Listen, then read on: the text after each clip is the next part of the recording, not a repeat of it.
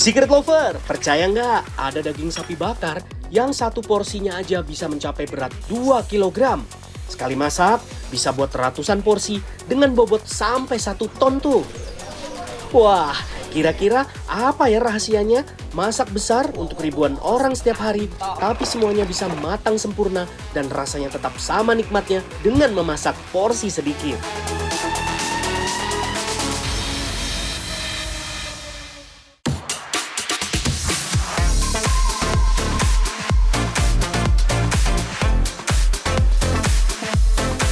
Wah, lihat tuh Secret Lover. Sekali antar aja, pelayannya sampai harus membawa satu nampan penuh berisi 20-30 porsi sekaligus loh.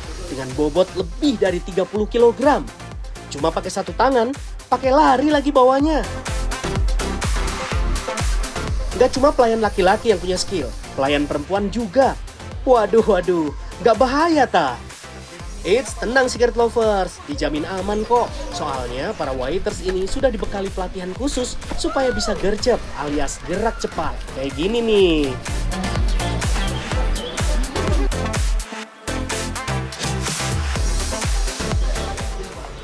Oke, buat pembuktian saya mau nyoba.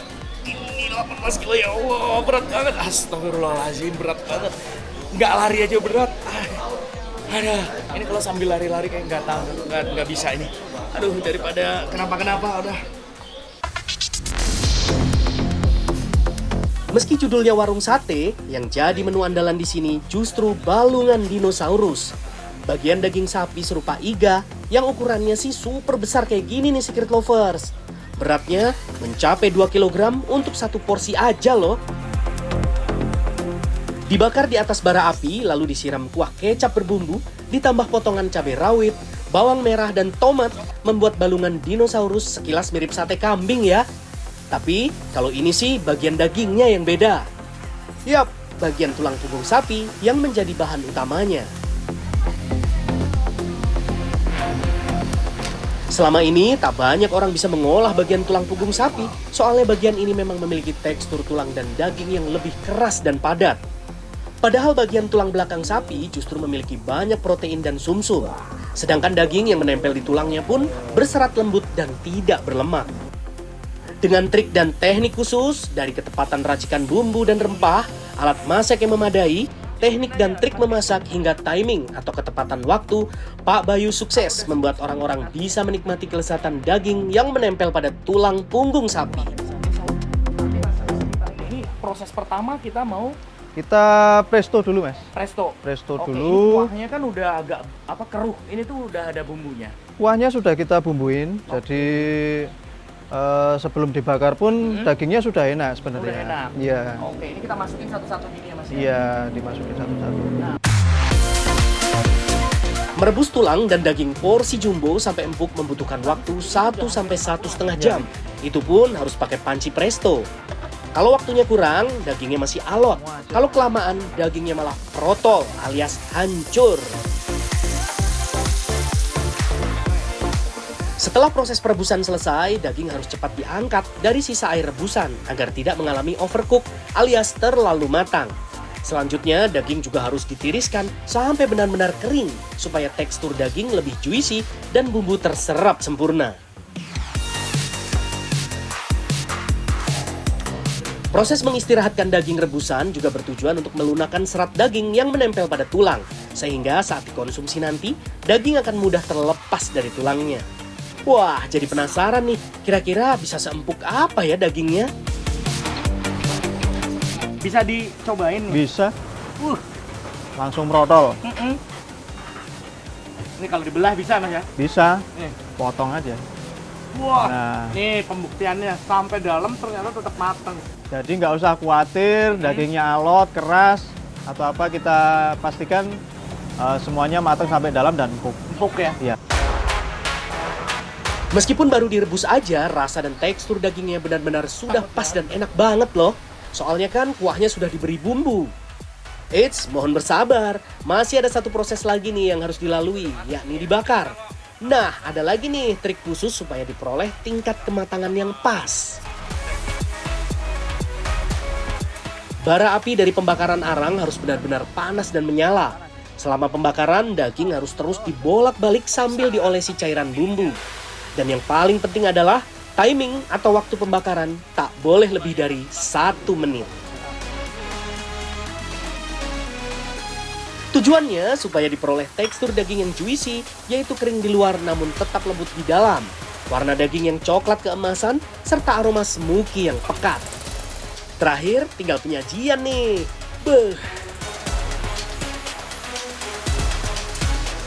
Mas Irwan, habis berapa banyak balungan dinosaurus ini sehari yang paling banyak nih? Kita pernah menghabiskan sekitar hampir 1 ton, Mas, seharinya. Wow, sehari? Iya, Masya Allah, 1 ton loh, 1000 kilo berarti ya? 1000 kilo. 1 hari.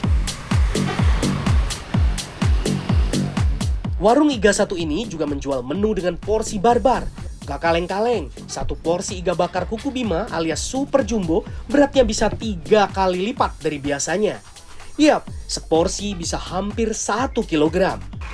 Tulang punggung dan rusuk sapi dipilih menjadi bahan baku utamanya karena bagian ini dianggap paling pas untuk menu bakaran. Karena memiliki tekstur daging yang kenyal tapi tetap lembut.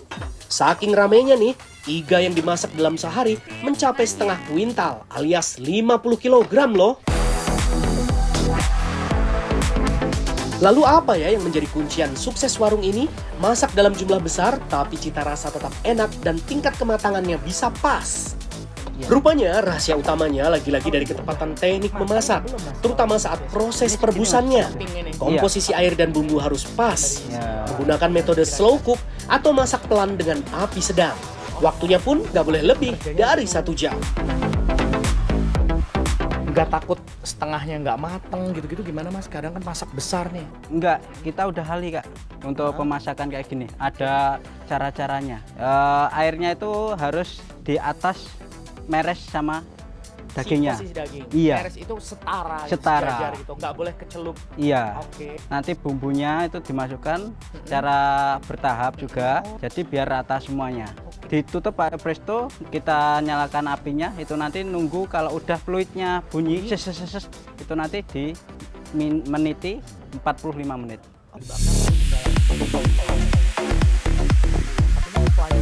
Sama dengan warung sebelumnya, hasil rebusan iga yang masih panas harus ditiriskan dulu sampai benar-benar kering agar saat proses pembakaran nanti dagingnya tidak lengket dan tidak mudah gosong. Bedanya, kalau di sana iga rebus dibakar hanya 1 menit saja, di sini maksimal 15 menit sambil terus diolesin bumbu cair di semua bagiannya. Nggak lama kali ini ya? Iya, biar meresap bumbunya kita. Oke, nggak takut gosong ya kalau 15? Enggak, ini pakai bara kita. Oh, mensiasatinya gimana nih biar nggak gosong gitu? Orang kadang bakar tuh ada yang 15 menit pakai gagal karena gosong di luar aja gitu loh. Oh iya. Dalamnya kurang mateng. Ini kita pakai teknik oles kayak gini, ini biar tahu kematangannya Mas. Oh gitu. Iya, tapi kalau mau dicelup juga bisa. Tapi kebanyakan kita oles. Soal pelayanannya nih, hampir sama Secret Lovers. Di sini juga menggunakan konsep sekali angkut supaya cepat gitu loh. Lihat aja tuh pelayannya, sanggup mengangkat nampan berisi 30 porsi sekaligus dengan berat total hampir 30 kg. Skill membawa makanan dalam jumlah besar dan bobot besar seperti ini hanya boleh dilakukan oleh pelayan yang sudah lulus pelatihan supaya tidak terjadi kesalahan fatal dan hal yang tidak diinginkan. Saya jadi penasaran nih, ingin mencoba mengangkat nampan di warung kedua ini. Mas. Jangan Mas. Jangan. Kenapa nih Mas? Biar saya aja Mas. Mohon maaf. Ayo pegel. Gimana caranya? Gini caranya Mas. Tinggal ngangkat gini. Tinggal ngangkat. Gini, Iya. gampang banget. Yuk, Mas, Gampang. jalan. Ini mau diantar kemana? Ke sana. Ke sana Mas. Oke, yuk.